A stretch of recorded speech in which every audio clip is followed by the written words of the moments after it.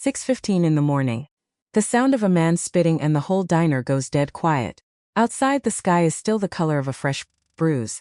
The parking lot lights are burning, because the timer broke a long time ago and nobody ever bothered. The camera drifts past a peeling open sign, past the glass, and inside, a 26 years old, standing behind the counter, her fist closed hard around a dish rag, a wet spot cooling on the collar of her uniform. She doesn't cry. She doesn't move. In the corner, a mother covers her toddler's eyes. An old man's newspaper lowers. The refrigerator hums. The coffee machine drips tick, tick, tick like a clock, counting down to something nobody in this room has a name for yet. 6 feet away in the booth by the window, a man in a charcoal coat has sat in total silence for 11 years. His head comes slowly apart. He stands up. The bell above the door doesn't ring anymore. Hasn't rung in years. The little brass clapper fell off sometime during a hard winter nobody bothered marking on a calendar, and nobody ever fixed it. Delia Calloway used to mind that, now she doesn't. Now it's just one more thing that's broken in a building full of broken things, and she's stopped counting them, because counting them makes her want to sit down on the cracked linoleum and never get up. Before any of what follows, before Preston, before the spit, before 11 days became a number that lived behind her eyes like a second heartbeat, there were 4 years of mornings nobody would ever think to write down. Because that's the thing about a diner. Nobody remembers the 10,000 ordinary mornings. They only remember the one where something broke. Delia remembers them anyway. Has to, in a way, because remembering them is the only thing that makes the broken one bearable. The morning her father taught her how to crack 2 eggs one-handed, standing behind this exact counter, 17 years old and clumsy, yolk running down her wrist while he laughed not unkindly, never unkindly, and said, "Do it again," until the doing of it stopped feeling like a trick and started feeling like something her hands just knew. The morning, 4 years later, when the doctor's office called about his heart, and she stood right here, phone pressed so hard against her ear it left a mark, and told herself calmly, the way you tell yourself things you don't believe yet, that it would be fine. It wasn't fine. 6 weeks later there was a folded flag and a stack of condolence casseroles she never finished eating, and a diner that needed opening at 6:15 the very next morning because the regulars still needed their coffee even when the man who used to pour it was gone. She opened it. Because somebody had to, and grief, she learned fast, does not pay the electric bill. That's the part nobody tells you about running a small business you inherited through loss instead of choice. That the grieving doesn't stop so the working can start. That you do both at once forever. Some mornings crying into a pot of coffee that has to come out perfect anyway. Because the man in booth 4 doesn't care that your father's been dead 3 weeks. He just wants his eggs. Rosa started working here 2 years after that. Older than Delia by a decade, quiet in the particular way of someone who's already survived several lives before this one, and Delia never asked what those lives were exactly. Because Rosa never offered. And some things you learn not to pry at. The way you learn not to pry at a scar. What Delia did learn slowly, over years of double shifts and slow Tuesdays, that Rosa had left a marriage 2 states away that she never named directly, only referred to as before. As in, I didn't used to be able to sleep past 4 before, or I used to be scared of loud men before. That Rosa had a daughter grown and gone somewhere on the West Coast, whom she called every Sunday from the payphone outside the hardware store, because her own apartment didn't have reliable service, and she'd never quite trusted her cell plan enough to make an important call on it. That Rosa, despite all of it, showed up every single morning at 5:45, 30 minutes before Delia even unlocked the door, because she liked having the kitchen to herself in the quiet, liked the particular piece of a room before anyone else has filled it with their noise. There was a regular named Harold, 70, retired from the auto plant, came in every single morning for a decade for the same order: 2 eggs, wheat toast, coffee black. Same as Russo, though the 2 men never once acknowledged each other beyond a small nod, 2 old strangers orbiting the same booth-adjacent gravity. Harold's wife had passed the year before Delia's father did, and something about that shared, unspoken grief made Harold and Frank Calloway close in the particular way men get close without ever really talking about anything, fixing the parking lot lights together one weekend, arguing amiably about a baseball team neither of them even really followed anymore. Harold kept coming after Frank died, kept coming after Delia took over. The same seat, ordered the same order, and never once said anything about it, except that on the 1-year anniversary of her father's death, he left an extra $10 under his coffee cup and said only, "He'd be proud of you, kid," before walking out before she could answer, because some meant, She came to understand. Say the important things exactly once and then never bring them up again. As if bringing them up again would use up whatever made them true. That's the diner this story begins inside of. Not just a building. A whole small universe of people who'd quietly agreed, without ever discussing it, to keep showing up for each other in small unglamorous ways. Harold's $10. Rose's 5:45 mornings. A mother in the corner booth who'd been coming in every Thursday since her toddler was in a car seat, and was now old enough to color at the counter with crayons. Delia, kept in a coffee can just for her. None of that shows up in a county filing. None of that appears on a balance sheet. But it's the actual thing worth fighting for. Underneath the $41,000, and the 11 days that are about to arrive. And it's worth remembering, because it's the thing that makes everything that follows matter. 6:15 in the morning. Early October. The sky outside the window the color of a fresh bruise, purple bleeding into gray, and the parking lot lights are still on because the timer's broken too. Everything in this place is broken. Everything except the coffee machine, which she has personally kept alive through sheer stubborn will, the way you keep an old dog alive past the point anyone expects it to make it. She flips the sign open. The word is peeling at the corners. She doesn't fix that either. Because there's no money to fix it. Because every dollar that comes through that door this month has a destination already. And none of those destinations are new signage. Because in 11 days a man in a gray suit is going to walk into a county office and file a piece of paper. And if she doesn't have $41,000 sitting in an account by then, this building, this exact building, with its dead bell and its peeling paint and its coffee machine that runs on stubbornness, stops being hers. Stops being her father's, stops existing probably. Because men like that don't buy diners to keep them diners. They buy diners to knock them down. She wipes the counter. Wipes it again, there's nothing on it to wipe. Her hands just need something to do, or her mind starts doing math it doesn't want to do. 41,000 divided by 11 days. Divided by however many cups of coffee at $2.50 a cup she'd have to sell. And the number that comes out the other end is not a number. It's a joke, it's the universe laughing at her with a calculator. The door doesn't ring. But it does open. And he walks in the way he always walks in. Slow, unbothered, like the day owes him nothing and he's not asking for anything either. Antonio Russo. 67 years old, though you'd guess older from the hands and younger from the eyes. Charcoal coat, even with the autumn chill barely arrived. Same booth every morning, for she doesn't actually know how long. Longer than she's worked here. Longer than she's been alive. Though that can't be right. Because he doesn't look at her like a man watching a child he watched grow up. He looks at her like a man keeping a promise nobody asked him to make. Morning, Mr. Russo. Delia. That's it, that's the whole conversation most days. He says her name like it costs him something to say it. Like there's a version of this sentence with more words in it, and he's decided every single morning for years not to say those words. She pours the coffee black. She never asks why, he never asks. He sits, he doesn't open a newspaper, doesn't check a phone. Just sits with his hands folded on the table like a man in church, and watches the parking lot lights flicker against a sky that's starting, finally, to turn the color of something other than a bruise. She goes back behind the counter. Because that's the job. Pour the coffee, wipe the counter, smile at the regulars. Pretend the calculator in her head isn't running the same equation on a loop.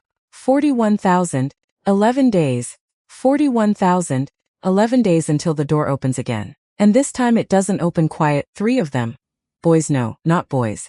18 going on, entitled, which is a different animal entirely, Letterman jackets that cost more than her monthly rent. Laughing at something that happened before they walked in.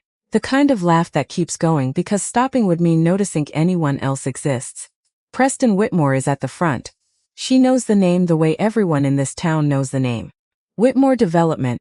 Whitmore Tower downtown. Whitmore Golf Tournament every June that shuts down half of Main Street for a weekend so a bunch of men in visors can hit a ball around. He doesn't look at the menu. Doesn't look at her, not really, looks through her. Table for 3. And can you wipe it first? Looks sticky. It's not sticky. She wiped it 40 minutes ago. She wipes it again anyway. Because the customer's always right even when the customer's 18 and wrong about basically everything. What can I get you, boys? Boys. Not Preston. The one next to him, taller with a jaw that hasn't finished deciding what shape it wants to be. She called us boys. I'll have the whatever's not gonna give me food poisoning. Preston, still not looking at her. Looking at his phone now. Does this place even pass inspection? She's heard worse, she tells herself that. She's heard worse from drunker men at later hours and she's survived those mornings too. So this is nothing. This is Tuesday. Coffee to start? God no. Do I look like I need to be more awake right now? He says it to his friends, not to her. They laugh. The laugh isn't about the joke. It's about who gets to be laughed with and who doesn't. Russo's booth is 6 feet away. He hasn't moved. Hasn't looked up. But something in the air around him has changed. The way the air changes right before a storm decides whether it's going to be rain or something worse. And Delia feels it without being able to say what it is. She takes the order. Wrong is easier than right some mornings. She just needs to get through this table and back to the counter and back to her calculator and her 11 days. Except getting through isn't a thing that's allowed to happen. Not today. Because when she sets the plate down, eggs, over easy, exactly as ordered, Preston looks at it like she's handed him something off the floor. These are supposed to be over easy. They are over easy. They're not. Look at that yolk. It's not hard. It's perfect. She's made 10,000 eggs in this kitchen and she knows what over easy looks like with her eyes closed. But she doesn't say that. She says, I can remake it. Forget it. He pushes the plate 2 inches toward the center of the table. Small gesture, huge gesture. The kind that says I could make you do this again, but I've decided you're not worth the wait. Just get me a new fork. This one's got a water spot. She gets him a new fork. She's 26 years old. She has a business degree she's not using because the diner needed her more than any office job would ever pay her. And she is standing here fetching a fork for a boy who spits out words like water spot, the way other people spit out I love you easy, thinking, smooth. And that would have been the whole morning. That would have been survivable. Except Preston stands up. Looks around the diner like he's noticing, for the first time, that there are other people in it. Harold. 2 booths down. Newspaper lowered slightly. A mother with a toddler in the corner. Russo in his booth with his folded hands, and something in Preston's face decides this is a stage now. You know what he says? Loud enough for the room. My dad's gonna own this whole lot in like a week. Whole block. So maybe you should be extra nice to me. Since I'm basically your new landlord. The room goes quiet in the specific way. Rooms go quiet when something's about to happen and everyone in it is deciding whether to watch or look away. Delia's hands go still on the counter. Because she knows exactly which lot he means. Because there is exactly one piece of land in this town that a Whitmore is trying to own in exactly 1 week, and she is standing on it right now. And the boy who just said those words has no idea. None that he just told her the ending of a story she's been trying to write a different ending for. That's not decided yet. It's basically decided. He shrugs, picks his phone back up. My dad doesn't lose. Ask anyone. She should walk away. Every rational part of her brain, the part that does the 11-day math, the part that knows a scene helps nobody, is telling her to turn around and go refill a coffee pot that doesn't need refilling. But her feet don't move, and her mouth, God help her, opens anyway. This diner was my father's before it was mine. It's not just a lot.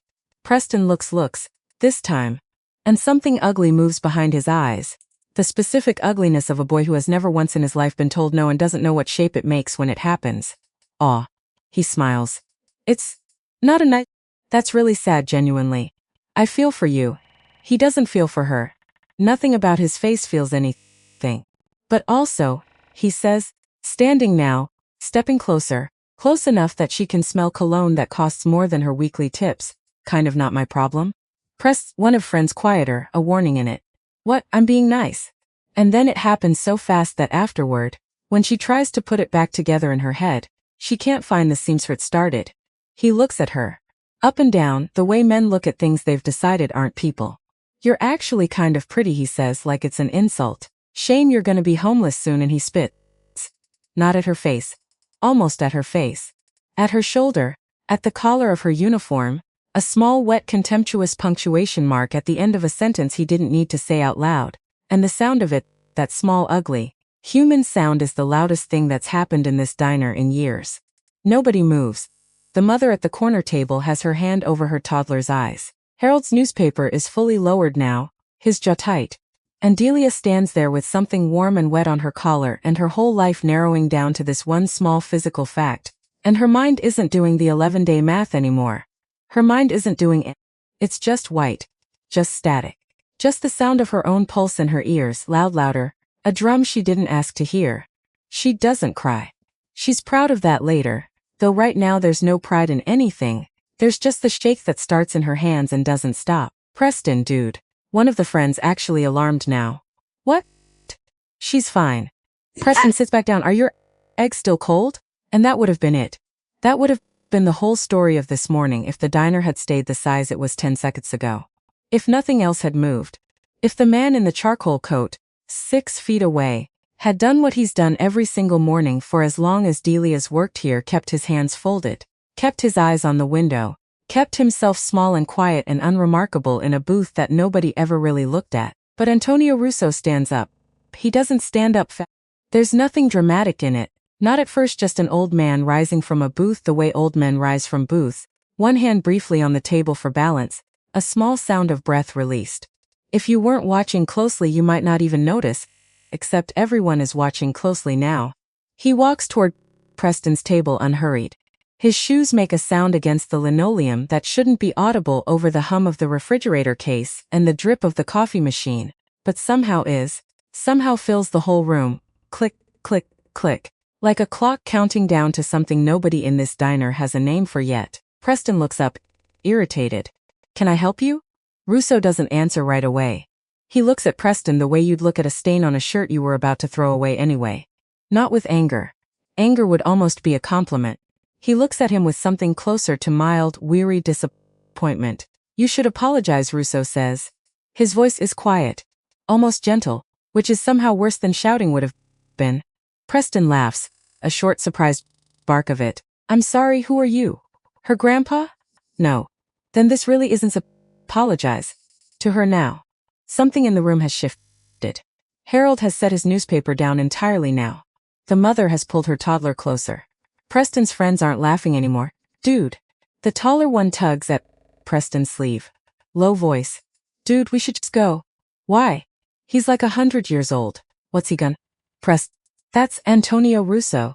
The name lands in the room like something dropped from a height. Delia doesn't know why it should mean anything. It's a name she's said 1,000 mornings, poured 1,000 coffees under, and it never sounded like anything before except a regular's name. An old man's name. A name attached to a quiet booth and folded hands. But she watches Preston's face change. Watches the blood actually leave it. Watches 18 years of entitlement class into something small and young and afraid in about a second and a half. Wait, Preston's voice cracks. Wait, no way, that guy's dead. Everyone says that guys, Russo says, are for people who stops attention. Nobody in the diner is breathing, or it feels that way. The refrigerator hums. The coffee machine drips. I don't. Preston's friend is standing now, backing toward the door, dragging the third one with him by the sleeve. And no. Sir, we didn't know this was your. It isn't mine. Russo's eyes haven't left Preston. It's hers. He tilts his head, very slightly, toward Delia. It's the smallest gesture in the world and it undoes her completely. Because in 11 years of pouring coffee in this building, nobody not once has said those words in that tone, hers, like it's a fact worth defending. Like it's worth an old man standing up from a booth he's occupied in total silence for as long as anyone can remember. Preston is standing too now. Wallet fumbling out of his back pocket, throwing bills on the table that are 3 times what the meal cost. I'm sorry. He's looking at Delia now. Actually looking for the first time this whole morning. I didn't mean. You did mean it, Russo says before Delia can find any words of her own. That's the part you should sit with. Not that you got caught. That you meant it. Preston doesn't answer. He's already moving. Already halfway to the door. His friends already through it. The 3 of them spilling out into the gray parking lot like something poured too fast from a cup. And the door swings shut behind them without a sound because the bell, of course, doesn't ring. The diner is silent. Delia is still standing behind the counter with a dish rag in one hand and a wet spot cooling on her collar and her whole chest heaving like she's just run somewhere, though she hasn't moved an inch. Russo turns to her. And for a moment, just a moment, something crosses his face that she's never seen there before in all these years of black coffee and folded hands. Something that looks almost like grief. Are you all right? He asks. It's such a small question. And it breaks something in her anyway. Some final held together. Because nobody has asked her that question, really asked it, and waited for the real answer in longer than she can easily remember. I'm fine, thank you. I did, he says. Simple final. He reaches into his coat, just for his wallet, out of which he lays 2 $20 bills on the counter, more than double his usual coffee and a tip he's never once left before. Keep the coffee coming, he says. And he goes back to his booth, sits down, folds his hands, looks out the window at a parking lot that's finally turning the color of morning, instead of bruise. As if Nothing happened. Delia stares at him, stares at the $20 bills, stares at her own hand, which have finally, mercifully, stopped shaking. Because who is this man? She doesn't ask, not yet. Harold pays his bill a few minutes later, quiet, and pauses at the register on his way out. He says, nodding toward Russo's empty again booth, where Russo has returned to his coffee like nothing at all occurred. And Tony, you know him? Everybody who's lived here 40 years knows him. Or knows of him. Harold's quiet for a second, working something over. Your father used to say he was the only powerful man in this town who never once used that power on somebody who couldn't fight back. He puts his hat. Guess this morning proves that's still true. He leaves before she can ask him anything else. The way Russo always does, the way she's starting to realize. A certain kind of old man in this town has learned to say the true thing and then get out before anyone can make it complicated.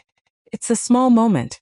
It doesn't change anything about the 11 days, or the $41,000, or the shell company with the Russian-sounding name she hasn't discovered yet. But it plants something in her quietly that will matter later, the understanding that whatever Antonio Russo is, whatever world he moves through when he's not sitting in her diner, with his hands folded, there are people in this town who've watched him for decades and come away believing, despite everything, that he's fundamentally decent underneath it. It's 9:40 in the morning when the second man walks in, and this time the diner is nearly empty, the breakfast rush thinned to a couple of stragglers and Russo, still in his booth, a second cup of coffee gone cold in front of him, because he's stopped drinking it, stopped doing anything except sitting very still and watching the door, like he knew someone was coming. Nathaniel Whitmore doesn't look around the diner like his son did, like it's beneath him. He looks around it like he's cataloging it, measuring it. I'm looking for the owner. That's me. You're Delia Calloway. Not a question. He already knows. I am. My son was in here this morning. There it is. Her stomach drops the way it does on a fast elevator. He says an old man threatened him. Nobody threatened him. She keeps her voice level. Your son spit on me, in front of a room full of witnesses. And then he left. Something flickers across Nathaniel Whitmore's face. Not surprise, exactly. More like confirmation of something he already suspected. He said it was Antonio Russo. And that's when Russo's cup finally clinks against its saucer, slow and deliberate, from the booth by the window, and Nathaniel Whitmore's whole body goes still in a way that has nothing to do with courtesy. He turns, and when he sees the man in the charcoal coat sitting alone in the booth by the window, something happens to his face she's never seen a grown man's face do before. Antonio, his voice comes out different, smaller. I didn't realize you still. 2 words. Not louder either, despite the shape of the sentence. Nathaniel Whitmore sits down. In a diner he came into to threaten a 26-year-old waitress. He sits down like a schoolboy called to the principal's office, and Delia stands frozen behind the counter with a coffee pot in her hand that she doesn't remember picking up.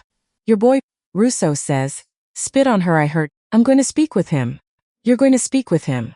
Russo repeats it slowly, like he's turning the sentence over to check for something hidden underneath it. Antonio, I don't see how this is yours. Russo says, and the temperature of the room drops 10 degrees on those 2 words alone. You've been very careful not to see how things are your business. Delia doesn't understand what she's watching. But she understands enough to know she's watching something. Some old debt being called in quietly in a diner that doesn't even have a working bell on its door. That was a different time. Nathaniel's voice has dropped even further, almost a whisper now. You know that was a different time. I did what I had to. You did what kept you There's a difference. I think you've spent 20 years hoping I forgot it. My son is a child. He made a mistake. I'll discipline him. Your son is going to grow up to be exactly what you are. Unless something stops him. Nathaniel stands, straightens his jacket. I'll speak with Preston. He says again, to the room now. An apology shaped like a business statement. This won't happen again. See that it doesn't.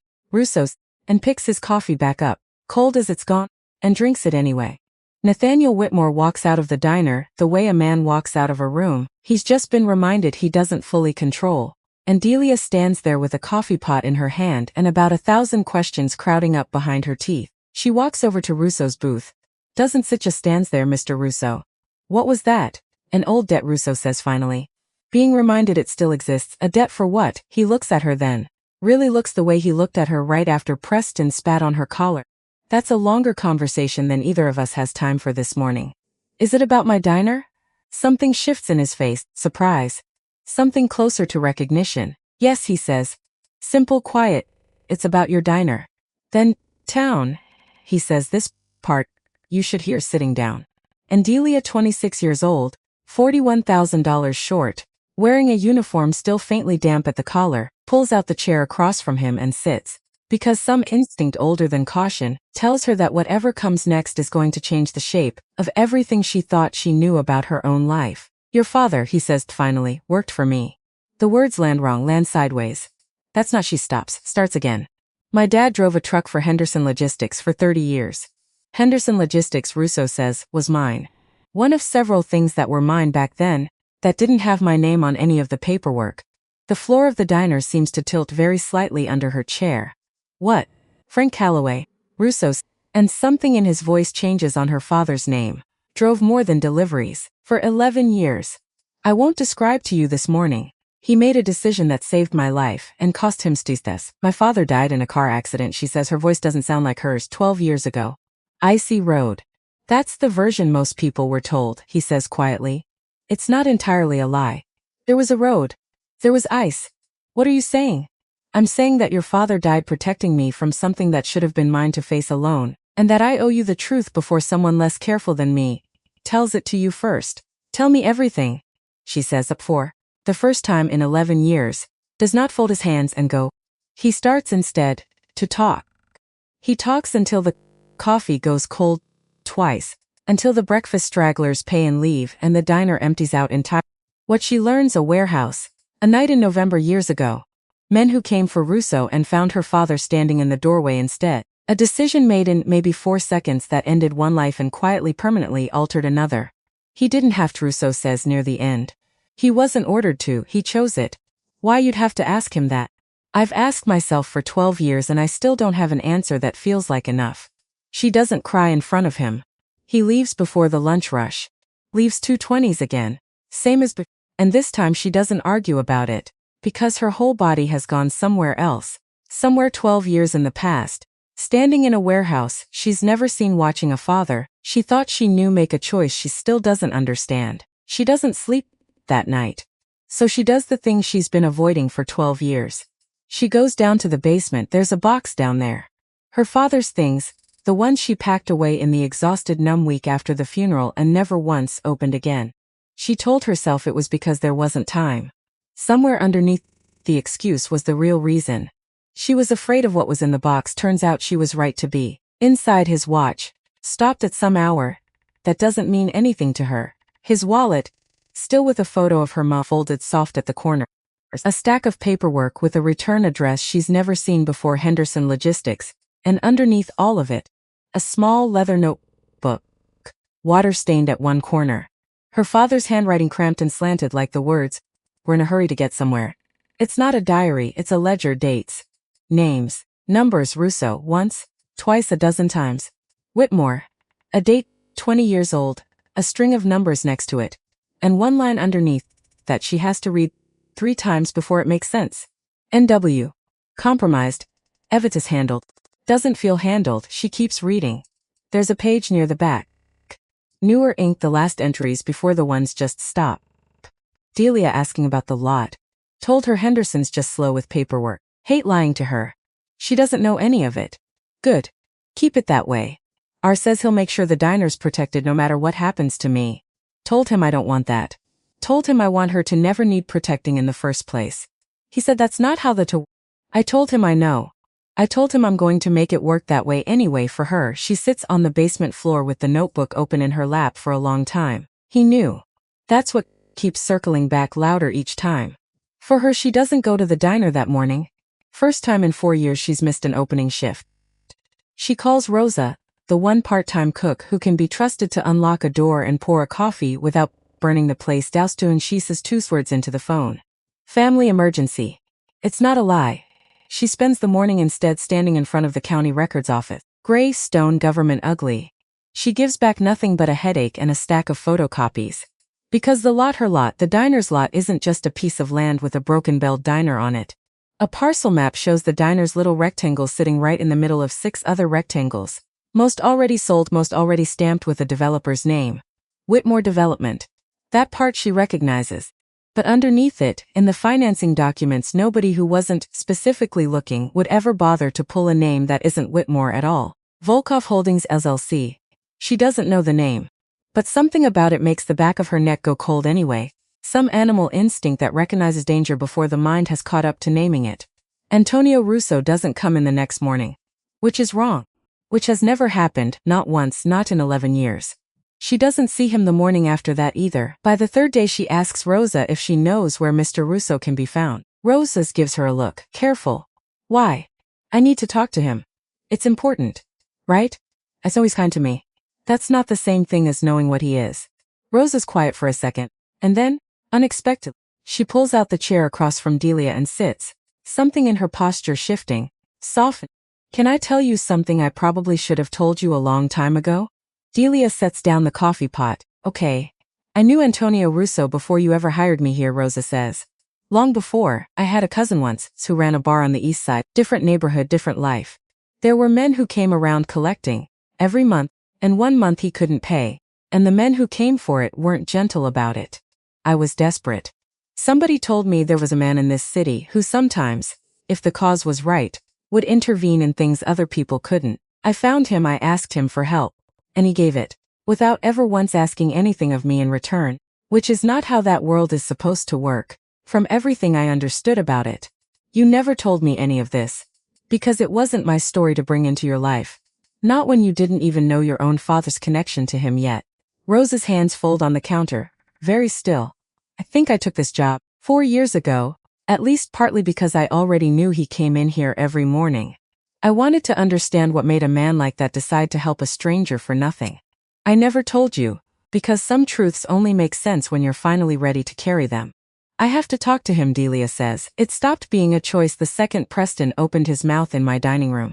Rosa looks at her a long moment, then nods, slow like she expected this answer and hoped for a different one anyway. There's a restaurant, she says, Belmonta's. He goes there some evenings.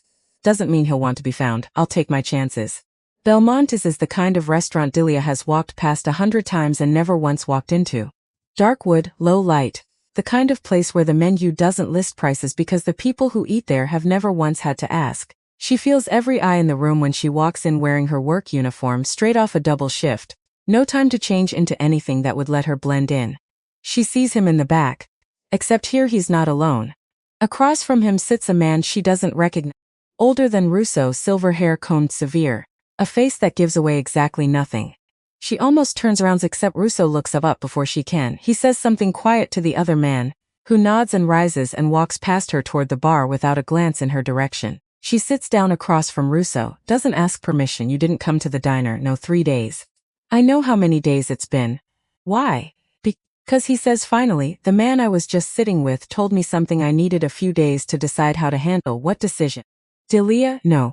Her voice comes out harder than she means it to. You don't get to tell me half a story about my father and then disappear for 3 days deciding things without me. I found his notebook. Something shifts behind Russo's eyes. Careful, controlled. What notebook? He wrote about you. About Whitmore. She pulls the folded photocopies out of her bag, sets them on the table between them. I went to the county office. And I found... Russo looks down at the papers. At the name typed in small print, Volkov Holdings LLC, and whatever composure he's carried through every single conversation Delia has ever had with him cracks just slightly. Where did you get this? County records? Anyone could have found it. I just had to think to look. That's the problem. Nobody was supposed to have a reason to look. Well, I have a reason now. Tell me who Andrei Volkov is. He runs an organization that used to stay on the other side of the city, Rus says finally. We had an understanding for a long time, about where his interests ended and mine began. And now? Now he wants what's underneath your diner. Not the diner itself, the lot, and the 5 lots around it. And I think he's been positioning Whitmore Development as the legal front for over a year. 10 days, Delia says. So Preston didn't just happen to come into my diner and spit on me because he's a spoiled brat. Her voice is shaking now, not from fear but from something closer to fury. Someone sent him. Didn't they? Rusata doesn't answer right away. That silence is the answer. I don't know that for certain. But I think it's likely, so I'm bait. You're not bait. His voice is sharp now. You are the daughter of a man who died protecting my life. I won't let you become one. You already let it happen, she says. I am already a piece on somebody's board, Mr. Russo. The only question left is whether I get to decide what happens next. What do you want? Russo says finally. I want the truth. All right. Then you should know the rest of what your father wrote in that notebook. Because I don't think he told you everything either. They talk until Belmonte starts closing chairs onto tables around them. What she learns, her father hadn't just been a driver in the wrong warehouse. He'd been the one who first noticed money moving strangely, through Henderson Logistics money that traced back, eventually, to a young federal prosecutor named Nathaniel Whitmore, and a case against Russo's organization that collapsed under mysteriously vanished evidence. He wanted out, Russo says. 2 years before the warehouse.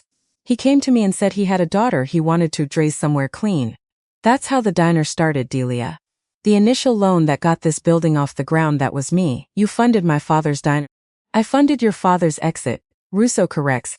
The diner was the exit. He built the red himself, every bit of it, with his own 2 hands. Then why the warehouse, if he was already out? Because I asked him for one more night. I told myself the risk was minimal. I have had 12 years to understand exactly how wrong I was. Russo is quiet for a moment, looking down at his folded hands, and then, unexpectedly, he keeps talking, in a lower voice than before, like the words are costing him something to release. You should know the whole shape of that night, not just the ending, he says. There were 4 of them who came to the warehouse. Men sent to collect on something refused to give, not money. A person under my protection. I said no, and in that world, saying no, sometimes men show up at your door with guns eventually. Your father wasn't even supposed to be there. He'd already told me he was done. He was only there because I asked him for one favor one night, to help move something before the men arrived. And then the men arrived early, before we were ready. What happened, Delia says, very quiet now. There was a man with a gun already raised, pointed at my back. I didn't even see him, I was turned the other way. Your father didn't say anything, didn't shout a warning. There wasn't time for a warning. He just moved. Stepped into the space between the gun and my back, like he'd already decided, somewhere before that exact second, that this was a decision he was willing to make if it ever came to it. Russo's voice catches just slightly. He never told me he'd decided that. That's the part I've never been able to make peace with. That somewhere, before that night, your father had already quietly decided he'd do exactly what he did, if the moment ever came. And he never told me. He just did it, the way you do something you've already made peace with a long time before anyone asks you to. Delia sits with that for a long moment. The restaurant has gone almost entirely dark around them, most of the lights dimmed for closing. He wasn't reckless, she says finally, half to herself. He wasn't the kind of man who did dangerous things without thinking them through first. No, Russo agrees, he wasn't. This wasn't an accident of bravery, this was preparation. He'd already decided a long time before that night, that your life, the life he was building for you, was worth protecting even at the cost of the life he'd built for himself. You've been paying the diner's back taxes, she says slowly, pieces finally clicking into a shape she should have seen her ago. Haven't you sometimes? Not always. You've done most of it yourself. But when things got close. Yes, why didn't you just tell me? Because your father didn't want you to know. He didn't want you carrying the weight of what he'd been part of. I have spent 12 years trying to honor that. And I think Volkov has just made it impossible for me to keep honoring it. Then don't break it, Delia says. Let me be part of it instead. Not protected from it. Part of it, that's a dangerous thing to ask for. My whole life has apparently been dangerous. It's best bothered to tell me. I'd rather be dangerous with my eyes open than safe and lied to. He's quiet for a long moment. Then slowly he nods. All right. There's a man, Walter Benedetto. He's worked for me longer than you've been alive. If anyone can find the thread that connects Volkov's money to Whitmore's paperwork cleanly enough to matter in a courtroom, it's him. Do you trust him? And there, right there, Delia watches something flicker across Russo's face that she doesn't understand yet. A half-second of hesitation so brief she almost misses it. With my life, he says, for 30 years. But he says it a beat too fast, and some part of Delia files that half-second away and doesn't ask about it yet. Walter Benedetto's office is a cramped room above a shuttered dry cleaners, 3 flights up a narrow staircase that smells like dust and old coffee, filing cabinets lining every wall like a fortress built out of paper. So you're Frank's girls, he says. Delia. I knew your father's face better than most men know their own brothers. You've got his eyes. She hands over the folder. Walter spreads the photocopies across his desk, pulls out a magnifying loupe from a drawer like something out of an old film. There, he says finally. Volkov Holdings registered this LLC 11 months ago. filed by the same law firm that represents Whitmore Development on every other piece of paperwork I can find. That's not a coincidence. Is it enough to stop the sale? Enough to raise questions. Whether it's enough to stop a filing that goes through in 9 days now, that's a different question. Paperwork moves slow when you want it to move slow, Delia. It moves fast when powerful people want it to move fast, right? Now powerful people want this to move fast, so what do? We find something faster than paperwork. Walter's eyes flick, briefly, toward the door, toward the hallway beyond it. Walter. Her voice comes out quieter than she means it to. Is there something you're not telling me? He looks at her and for just a second, something moves behind his tired eyes that looks less like weariness and more like fear. There's a lot neither of us is telling each other yet, he says finally. And it's not quite an answer. 9 days becomes 7 becomes 5. And somewhere in that shrinking number Delia stops sleeping properly at all. She goes to the diner every morning anyway. Russo still comes in every morning. 6:15. Black coffee. Except now he doesn't sit alone with folded hands. Now he waits until the breakfast rush thins, and then he waves her over, and they talk in low voices in the booth by the glass. And Rosa watches them from behind the counter with an expression that stopped being careful and started being something closer to worried. You're in it now, Rosa says one morning. Aren't you? All the way in, I don't have a choice. Everybody, you're just choosing the hard one. Delia doesn't argue that. She's in the back office one afternoon when she hears Russo's voice through the thin wall, low and urgent.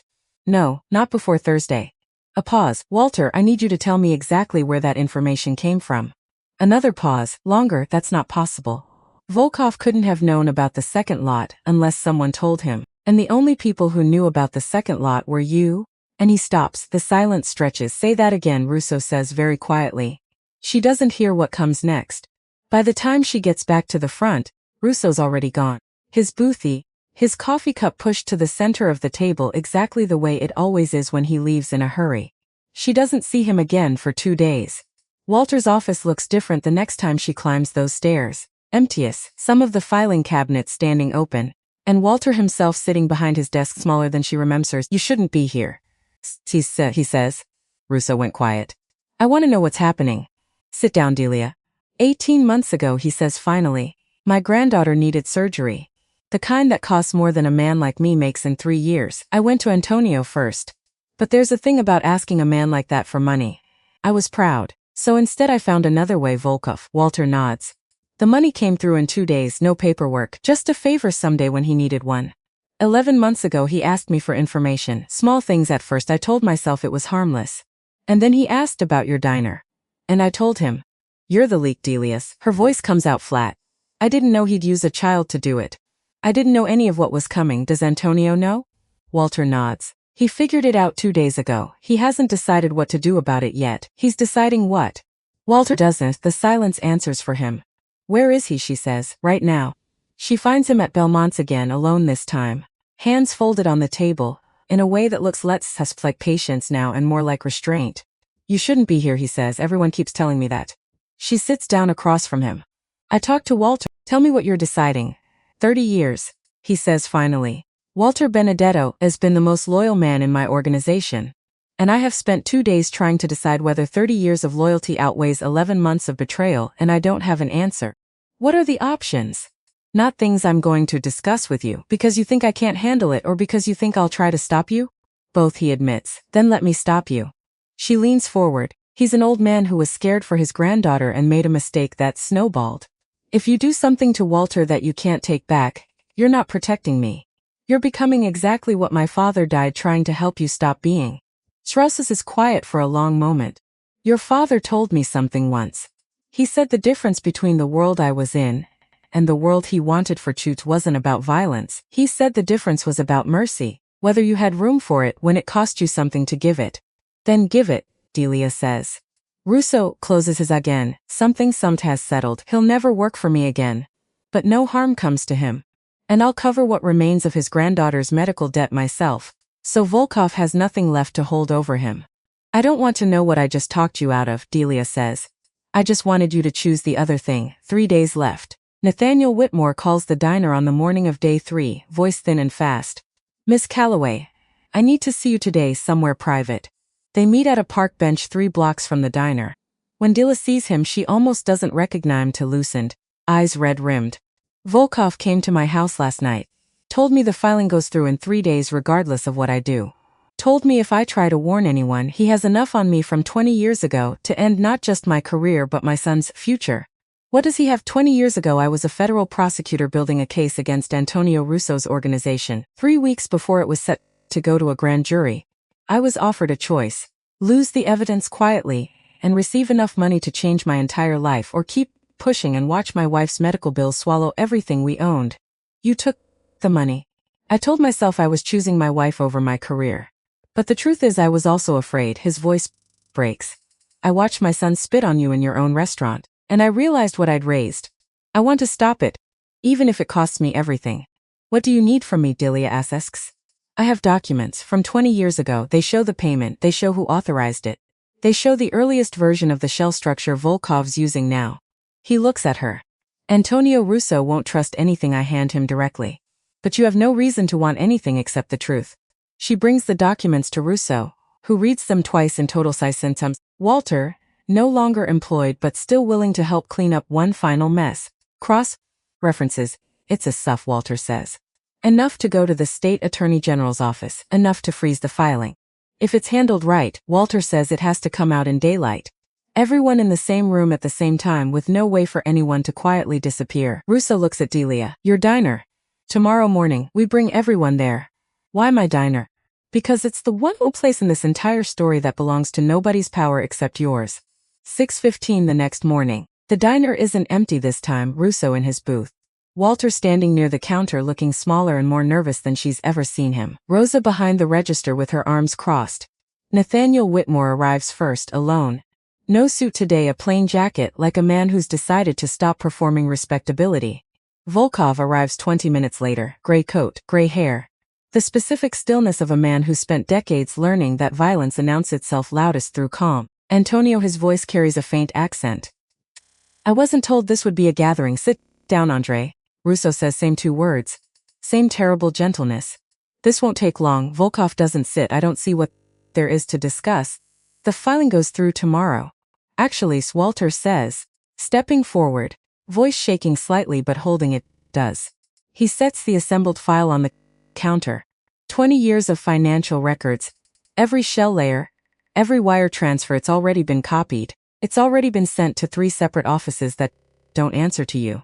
Something changes in Volkov's face. Cold. This is a mistake, Volkov says, voice dropping. You understand what it costs to move against me this openly. I understand what it costs, Russo says, rising from his booth, unhurried. I've understood it for 30 years, Andre. The difference is I used to think the cost was worth paying alone, in the dark. I've decided I was wrong about that. He crosses the room, stops a few feet from Volkov. You spent a year building a case against a diner. A single small diner, owned by a woman who's never once asked this city for anything except to be left alone to run her father's business. And you did it by using a child to humiliate her, and a frightened man's 20-year-old shame to control him, and an old friend's love for his granddaughter to turn him against 30 years of loyalty. I have never once built anything on the back of that much unnecessary cruelty. And I find at 67 years old, that I'm no longer willing to stand quietly in a booth while someone else does. Volkov's jaw tightens. His eyes move around the room once more. You've made powerful enemies today, he says. All of you. Maybe, Russo says. Or maybe you've just made a very expensive miscalculation about how much loyalty you could buy in one city before someone stops selling it to you. Nobody moves. Then Volkov, without another word, picks up the file, tucks it under his arm, a gesture that means nothing. They both already have copies, and walks out, the door swinging shut behind him without a sound. It's over, Nathaniel says, disbelieving. For Volkov, Russo says, you still have your own reckoning coming, Nathaniel. I know. I'm turning myself into the state bar this afternoon. Volkov Holdings dissolves within a month, its principals scattering to jurisdictions with less appetite for scrutiny. Whether Andrei Volkov himself ever faces real consequence, Delia never fully learns. But the diner stays hers. Nathaniel Whitmore's disclosure costs him exactly what he expected it to cost: misproceedings, the collapse of his biggest deals, a public reckoning that plays out for weeks. Preston shows up at the diner one morning alone, and asks, quietly, if there's any way to actually apologize for what he did. She doesn't forgive him easily, but she lets him bus tables for a month unpaid, and somewhere in the wiping down of tables, something in him seems to actually slowly begin changing. Russo keeps coming in every morning, 6:15, black coffee. The diner settles, in the weeks that follow, into something that almost feels like an ordinary life again, not healed exactly, but no longer bracing for the next blow. Delia lets herself believe for a while that the worst of it's behind her. She's wrong about that. She just doesn't know it yet. 6 months pass before the next knock comes, not the kind of knock that arrives with a Spitzorscht, a quieter one. The kind that shows up on a Tuesday afternoon in a manila envelope, hand-delivered by a courier who doesn't make eye contact, addressed to Delia Calloway, owner, in typeface too formal for anything good. She opens it behind the counter, standing up the way her father used to open things, like, "Bad news deserves to be read on your feet." A letter from a law firm she's never heard of, on behalf of a client identified only as Meridian Capital Partners, successor in interest to certain financials instruments originally issued by Henderson Logistics LLC. She stops because that date is 31 years old. Older than she is. Older than the booth Russo sat in every morning for longer than she's worked here. The letter claims the original loan used to establish the diner was never formally satisfied. That somewhere in 31 years of paperwork a lien was recorded against the property and never released. 90 days to either satisfy the debt with 31 years of accrued interest or vacate the property. Her hands don't shake this time. That surprises her later. 6 months and a spilled cup of coffee could make her hands shake for an hour. Now she reads a letter that threatens to take away everything she just spent a year fighting to keep, and her hands stay steady, because some part of her has learned, finally, that shaking doesn't solve anything, only moving does. She calls Russo, before she's even finished reading it, twice. He's at the diner within the hour. Reads the letter standing at the counter. Meridian Capital Partners. I don't know that name. That's what scares me. It should. I made sure of it, personally, 31 years ago, when your father and I structured that loan. There was no lien filed, it was clean. Then how, I don't know yet. But I intend to find out. Walter's fess is fuller now than it was 6 months ago, cabinets restocked. The particular clutter of a man who's found honest work again. He reads the letter, then laughs. Short, humorless. Meridian Capital Partners doesn't exist. Not really, it's 3 weeks old. Registered in Delaware, no physical office. Somebody built this shell specifically to send this letter. He slides out across the desk. There's a name buried 3 layers down in the registered agent paperwork. A law firm associate who used to do work for Volkov Holdings before it dissolved. He's coming back, not him. Volkov's gone, left the country. But leaving doesn't mean he's stopped being connected to people. And some of those people apparently decided there was still money to be made finishing what he started. Nathaniel, when Delia calls him, sounds tired in a new way. "Send it to me," he says. "I can't represent you, not legally, not anymore. But I can tell you what I'm looking at." He calls back within the hour. It's not entirely fabricated. There was, once, technically, an unrecorded gap in the original paperwork. Nothing an honest court would enforce 31 years later. But it's enough of a technical thread that a determined firm could drag this into litigation for months. And Delia litigation costs money. Even if you'd win eventually might bankrupt you before you get there. So it's not really about winning. I think somebody wants to bleed you slowly enough that you give up the lot voluntarily just to make the bleeding stop. A different tactic than Volkov I used. Quieter but the same hand wearing a different glove. That night Delia doesn't sleep, same as before. Except this time she doesn't feel the same helpless panic she felt 6 months ago. She feels something colder, steadier. Because she's already survived one version of this. She's already at Walter's office before the sun's fully up. It takes 11 days to trace the full shape of it. On a Thursday afternoon, Walter sets down his loop and looks at her with an expression she's learned to recognize. Expression of a man who's finally found the thread. "Preston," he says. "What? Not Preston himself." He slides a document across the desk. There's a trust, funded originally with Whitmore development money, meant to shelter assets from exactly the kind of exposure Nathaniel's disbarment eventually caused. Somebody's been quietly moving pieces of it into new shells since Volkov left the country. Meridian's one of them. Are you saying Nathaniel's behind this? No, Nathaniel's broke, Delia. He couldn't fund this if he wanted to. Walter taps the document. But the trust wasn't just his to control. It was structured so Preston gained access to a portion of it the day he turned 19. Preston turned 19 2 months ago, she calls Preston. He answers on the second ring, and something in his voice younger than she remembers makes her hesitate. Delia? His voice cracks slightly on her name. Is this about the letter? Yes, I didn't do it. I swear, Delia.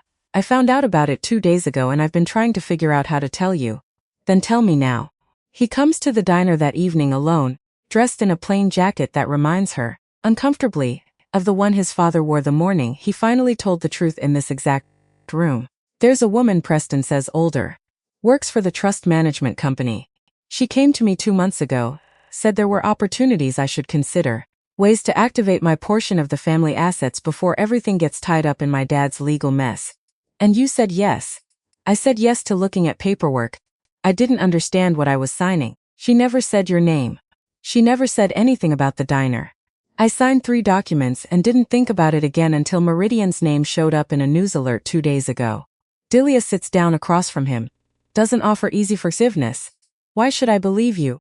Because I've spent the last 6 months trying to become someone different than the person who spit on you, Preston says, voice cracking fully now, 19 years old and finally visibly ashamed. And because if I wanted to hurt you, I wouldn't have called you the second I figured out what I'd signed. I'd have let it happen and pretended I didn't know. Who's the woman? Delia asks. Preston turns his phone around to show her a name on an old email signature. She doesn't recognize it. But when Russo walks in 10 minutes later, coat still damp from the evening drizzle, and Delia turns the phone around to show him. Something moves across his face she's never seen before, a very old, very tired recognition. Nadia Voss, Russo says quietly. She worked for Volkov for almost 15 years, financial architecture. The kind of person who builds the walls other people hide behind. He sets the phone down carefully. I thought she left the country with him. She didn't know, Russo says. It appears she stayed behind to finish something. Nadia Voss, it turns out, is far more careful than Volkov ever was. As no diner visits, no direct threats, nothing that leaves a fingerprint anyone could point to in a courtroom. She's smarter than Volkov, Walter says. 3 days later. Volkov liked being feared. Voss doesn't care about being feared. Through paperwork, nobody bothers to read closely enough. So how do we beat someone who doesn't want to fight? We make her want one, Russo says, by making quite a version more expensive than the loud one. But even as he says it, Delia notices something. A slight pause after he sits, a hand pressed briefly, absently against his side, gone almost before she registers it. She doesn't say anything. Not yet. It takes another 2 weeks to build the case. Preston pulling records from inside the trust structure he now technically partially controls. Nathaniel using what remains of his professional relationships to confirm which regulatory bodies would take an interest in exactly this kind of shell-layered elder fraud. Because that's what it is, once they've laid it all out clearly enough to name it. A predatory lien revived against a struggling small business owner, built on the naivety of a 19-year-old who didn't understand what he was signing. Nathaniel finds the opening. A state consumer protection statute, decades old, rarely invoked, designed to unwind predatory lien revivals against small business owners. It requires a public hearing. She won't show up herself, Nathaniel warns. She'll send a lawyer, someone whose name means nothing. Then we make it stop being profitable fast, Russo says. The hearing itself unfolds across 3 separate sessions, not one dramatic morning. The first, a week before anything decisive happens, is barely a hearing at all, a procedural formality where Meridian's counsel requests a continuance, claiming they need more time to assemble documentation. The judge grants it, reluctantly, and Delia leaves the courthouse that day feeling like she's lost ground instead of gained it. That's normal, Nathaniel tells her in the hallway outside. They're testing whether you'll get discouraged and settle before it goes any further. It's a tactic, not a defeat. It doesn't feel like a tactic. It feels like losing, I know. I spent 20 years on this side of tactics like this one. Confident opponents don't need extra time. The second session, 2 weeks later, is where Delia has to testify for the first time, not Nathaniel, not Walter, but her, standing in front of a judge and explaining, in her own words, what the diner has meant to her family across 3 decades. Can you describe? Meridian's lawyer asked, during a cross-examination clearly meant to rattle her. Your understanding of the original loan structure from 31 years ago? In detail? I wasn't alive 31 years ago, Delia says steady. I can tell you what I've since learned through documentation, and through direct testimony from people who were present. I can tell you that my father paid down that loan faithfully for over a decade, through documented payments, and that by any honest accounting, it was satisfied long before your client's shell company decided to revive it. But you have no personal knowledge of the original transaction, no? Delia agrees. The way you probably have no personal knowledge of what it's like to lose your father, and then spend 12 years believing a version of his death that turned out to be a comfortable lie other people told to protect you. We both testify to things we've learned secondhand, counselor. The question is whether the documentation supports it, and it does. There's a small ripple of something in the courtroom, at that not quite a laugh, but close, and even the judge allows herself the ghost of an expression that might, in another context, have been approval. Through all of it, Delia keeps noticing small things about Russo. The way his hand shakes just slightly when he lifts his coffee cup some mornings. The way he sometimes stops mid-sentence, covers it with a small joke, a change of subject. She asks him about it once in the car after the second hearing session. "You've been quiet?" "Tired," he says. She has him and get tired, she lets it go. But she doesn't stop noticing. The third session, where everything finally comes to a head, happens on a Tuesday morning in a municipal courtroom that smells like old carpet and older bureaucracy. Delia sits at the front table with Nathaniel beside her, not as her lawyer but as Walter sits behind her. So does Preston, his presence itself a kind of testimony. Russo sits in the back. "This has to be your case," he told her the night before. "Not mine. Let it be your name on the filing. Let it be your voice answering the questions." Meridian's lawyer arrives 11 minutes late, young, expensive, the specific practiced boredom of someone who's clearly been told this is a formality. He doesn't stay bored for long, Your Honor. The documentation clearly shows the documentation. Nathaniel says, "Stand," shows a lien that was never properly recorded at the time of the original loan. "I helped structure the disclosure requirements for exactly this category of small business financing during my time as a federal prosecutor 20 years ago. And I can testify under oath that the underlying debt was satisfied in practice within 4 years of its issuance. Your Honor, this witness's credibility is a matter of public record. Same as my disbarment, same as the reasons for it. I'm not hiding from any of it. I'd ask the court to weigh my testimony on its substance, not dismiss it on my past." The judge looks at the paperwork for a long moment. "Counsel, can your client produce a representative in person to explain the basis for reviving a 31-year-old claim against a small business 3 weeks after acquiring it through an entity that didn't exist a month prior?" The lawyer hesitates. "Your Honor, I'll need to consult with my client on that request." "Consult quickly," the judge says. "I'm not inclined to let this drag on my docket while your client decides whether daylight suits them." Delia glances back at Russo during the recess. He's sitting very still, one hand pressed flat against the bench beside him, his face pale in a way she's learned, over the past week, not to ignore anymore. It takes 4 more weeks, slower than Delia wants, faster than Walter warned her it might be. Meridian Capital Partner simply stops existing, dissolved. The lien withdrawn, the filing abandoned, Nadia Voss's name disappearing from every registered document Walter can find. Delia never learns exactly what happened to her. Some part of her by now has stopped needing to know everything. It should feel like the end of something. And for one bright, ordinary week, it almost does. Preston working Saturdays, Walter reopening his office properly, Nathaniel starting to talk about a community legal clinic. The whole small constellation of people this diner has quietly gathered finally getting to exhale. Except Russo's hand is still shaking. And it isn't just tired anymore. Part 4. What the Belle remembers. She finds him at Belmonte's, on an evening in early winter, same back booth as always, a glass of wine untouched in front of him. "You should have told me," she says, sitting down across from him without being invited. He doesn't ask what she means. "Told you what?" he says, anyway, quiet, testing whether she'll let him keep the deflection a little longer. "That you're sick." He's quiet for a long moment. Outside the window, the first snow of the season has started. Small can slow catching the streetlight. "There isn't a name for it that would mean anything to you," he says finally. "Just a body that's decided it's tired of holding together the way it used to. I've been carrying this since before the letter came. I didn't want it sitting in the room with everything else you were fighting." "How long?" "Longer than some people get. Shorter than I'd like." He looks at her. "I wasn't going to tell you. That wasn't cruelty.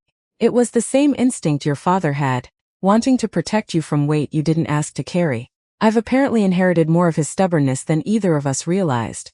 That's not your decision to make." Not anymore, her voice cracks. You don't get to decide what weight I'm allowed to carry, Antonio. Not after everything.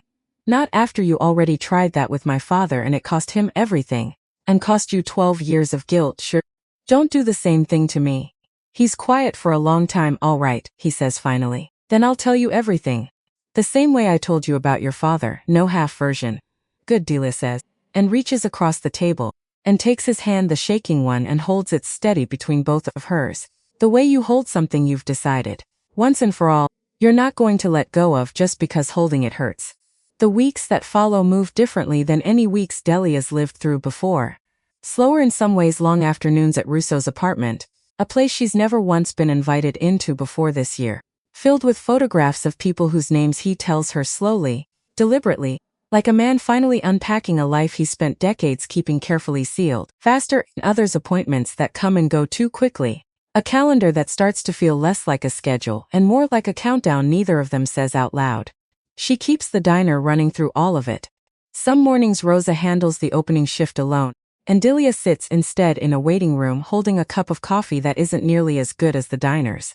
Watching the clock, learning a new kind of patience she never asked to learn. Preston helps more than she expects him to. Comes in early some mornings without being asked, closes some nights on his own so Rosa isn't carrying the whole weight alone. Nathaniel visits Russo sometimes too. Old rivalry worn down finally into something like reluctant, complicated respect. There's an afternoon, in the middle of this slow season, when Walter brings his granddaughter by the diner for the first time. Sophia, 7 years old now, fully recovered, kept deliberately separate from all of this until now. This is so Walter's, and there's something in his voice, introducing her, that sounds almost like an apology being paid forward. Sophia orders pancakes with extra whipped cream, colors at the counter with the crayons Delia still keeps in the coffee can, and asks Walt, at one point, in the specific unfiltered way of children, Grandpa, is this the lady you were sad about? Walter goes very still. I wasn't sad about her, he says carefully. I was sad about something I did. She helped me feel less sad about it. Oh, Sophia, apparently satisfied, and goes back to her coloring. Russo comes in that same afternoon, slower than he used to move, leaning slightly on a cane, and when he sees Walter and Sophia at the counter, something crosses his face Delia has learned to recognize as one of his rare, unguarded moments. Is that her? Russo asks quietly, sitting down heavily in his booth. The granddaughter, that's her. She's beautiful. Worth every bit of what it cost then. All of it. Looking at her, I can't find it in myself to regret any of the mercy I chose that night at Belmonte. Sophia, at the counter, holds up her drawing. Look, Grandpa. I drew the diner. It's a child's drawing. All wrong proportions and too bright colors. But there, unmistakable, in one corner, is a small figure sitting in a booth by a window. And next, in careful 7-year-old handwriting, a single word, friend. Walter has to look away for a moment, blinking hard, and Russo, watching from his own booth, says nothing at all, but reaches into his coat, slower than he used to, and leaves an extra bill on the table before he goes. There's one more piece of paperwork that surfaces in the middle of all of it, a final document Walter finds while helping Delia formalize the diner's ownership records once and for all. So nothing like Meridian can ever surface again. An old clause buried in the original loan structure from 31 years ago, naming a contingent beneficiary in the event the primary lender could no longer act on the loan's behalf. Antonio Russo's name. Listed, quietly, decades ago, as the party who would inherit the diner's underlying financial obligations if he himself became incapacitated, which means, Walter explains gently, that some part of Russo, 31 years ago, had already been planning for exactly this. A day when he wouldn't be able to protect the promise himself anymore. He built a door, Walter's, even back then, for someone else to walk through and keep the promise going. He just never told you which door it was. Delia brings the document to Russo herself on an afternoon when his hands are steadier than they've been in days, and sets it on the small table beside his chair without a word. He looks at it for a long time. I forgot I signed that, he says finally, quiet. Or maybe I didn't forget. Maybe I just didn't want to remember what it meant back then, that some part of me already knew I wouldn't be the one standing at the end of this. You don't have to be the one standing at the end, Delia says. You just have to let me be the one who's still standing there for both of us. He dies on a Tuesday in early spring, almost exactly 2 years after the morning Preston first spit on Delia's collar. Peacefully, in his sleep in the apartment full of photographs he finally let her see. Walter's the one who calls her voice breaking in a way she's never heard from him before. The funeral is small. Smaller than she expects, given everything she's learned about the shape of his life. But that's not who came to say goodbye. The people who show up are the people who actually knew him. Walter, gray and shaking, standing at the edge of the grave like a man who's lost the last thread connecting him to 30 years of his own history. Nathaniel, solemn Pratt in a way that costs him something. Rosa. Preston in a suit for once instead of a diner apron. Nobody expects Preston to speak. There's no formal eulogy planned beyond a few words from Walter, a scripture reading Nathaniel had quietly arranged with the small church nearby that Russo, it turns out, had anonymously funded a new roof for years earlier without ever telling anyone. But near the end of the short graveside service, Preston steps forward, visibly nervous. I didn't know him very long, Preston says, voice unsteady at first, gaining steadiness as he continues. Not the way most of you did. I knew him for less than 2 years, and for most of that time, I was terrified of him, because the first time we ever really spoke, I deserved to be. A small surprised ripple moves through the gathered crowd. He stood up from a booth one morning, Preston continues, because I did something cruel to someone who didn't deserve it, and in about 30 seconds, without raising his voice once, he made me understand, for the first time in my entire life, that being sorry only matters if you're sorry about the right thing, not sorry you got caught. Sorry you meant it. He looks toward Delia, briefly, then back to the small crowd. I spent the last 2 years trying to become someone he wouldn't have to stand up for a second time. I don't know if I fully got there. But he gave me the chance to try when he didn't have to. He made room for people, even people who didn't deserve it yet. He steps, and Nathaniel, standing nearby, puts a hand briefly on his son's shoulder, a small gesture wordless, but carrying the weight of an entire relationship finally beginning to heal. Delia doesn't cry during the service. She's proud of that later. But when it's over, when the small crowd has thinned, and the cemetery's gone quiet except for birdsong, she stays behind alone at the grave for a long time. You knew my father, she says finally, quiet, to a headstone that doesn't answer. You told me once the difference was about mercy, whether you had room for it when it cost you something to give it. She wipes her eyes, finally allows herself that much. I think you had more room for it than you ever gave yourself credit for. I think that's the thing I'll miss most. Not the coffee, not the protection. Just watching you find that room one hard morning at a time. Later, walking back to the cars, Delia catches up. Preston. That was a good thing to say. I meant every word. I know. She's quiet for a moment. I think it's time I actually forgave you. Not just let you work here. Actually forgave you. Preston's eyes go bright. But I know I don't have to. I'm choosing to. There's a difference. Same as the one Antonio always talked about, being sorry you got caught versus being sorry you meant it. I've watched you for 2 years. I believe you're sorry you meant it. That's enough for me now. The diner is different now, and also exactly the same. The bell above the door still doesn't ring. She's decided, finally and firmly, that she's never going to fix it. That some things are better left as reminders of where you started, than smoothed over into something new.